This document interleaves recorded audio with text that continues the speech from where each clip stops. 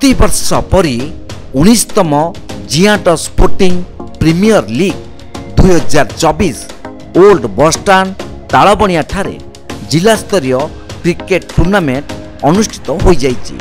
प्रथमे जियाट sporting toss जीति batting करी 10 ओवर विनिमय रे 7 विकेट हराई 133 रन करथिले। प्रतिबदल रे बाली नोलिया साही टीम 9 ओवर 4 बॉल रे 135 रन करथिले। एही मैच टिकु मुख्य अतिथि भावे सुनील महांती और सांसद प्रतिनिधि घनश्याम मर्दराज उद्घाटन करथिले।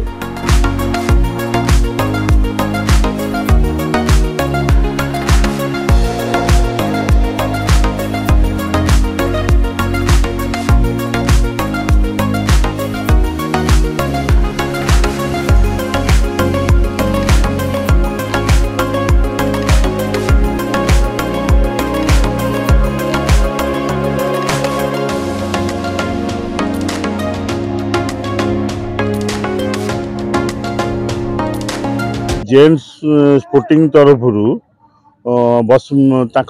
वशिष्ठ महांती तत्वावधान आज जिला स्तरीय क्रिकेट खेल प्रदर्शन होता। जिला स्तरीय 20 रु ऊर्ध्व टीम जोग देइथिले। आर इनागुरेशन आज आरंभ होइछि। आर शेष तारीख है 18 तारीख उद्यापन दिवस तरफ प्रतिवर्ष परी एवर्ष जिला स्तरीय क्रिकेट टूर्नामेंट आज शुभ उद्घाटित इनागुरेशन हो जाइछि। एथेरे 20 रु ऊर्ध्व दल जिलू आसी एटी प्रतिद्वंदिता करिवे एवं खेलवाड़ मान भर्ती नहीं एमाने खेल प्रदर्शन करिवे। आगामी 18 तारीख दिन उद्यापनी दिवस सेमानक पाई ट्रॉफी एवं किसी अर्थराशि अनुष्ठान तरफ अतिथि मान द्वारा प्रदान करा जिवो।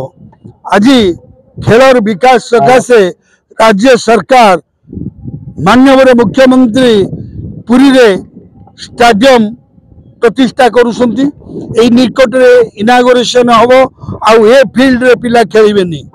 आज ओडिशार खेलर विकास रे इंटरनेशनल हॉकी हो विभिन्न खेल हो आज राज्य सरकार जो विकास करुसंती से युवा बंधु मानू एथेरे अनुप्राणित हवाकू पड़िबो एवं खेलर विकास हबो।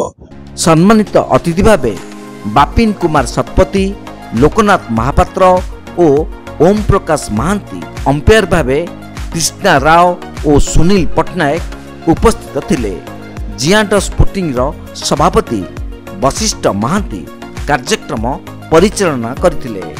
कैमरा पर्सन रवि जेनांक सह सुधांशुकर रिपोर्ट तीर्थक्षेत्र लाइव।